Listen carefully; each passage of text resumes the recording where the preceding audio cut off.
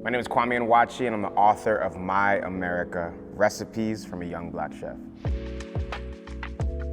So I made this book to give a voice to the inaudible. I wanted to tell the story of my ancestors. My last book was a memoir, and it was all about my life, but I wanted to talk about the people that inspired the reason why I cook today.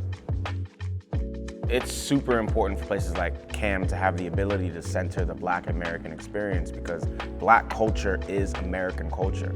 This country was built by Black and brown hands, and we're doing it a disservice by not talking about that.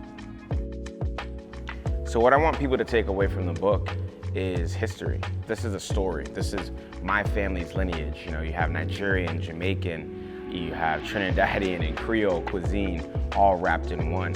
And if you look at the history of our people, and especially the transatlantic slave trade, it came from West Africa through the Caribbean to the American South. So this is a book about legacy and a book about culture.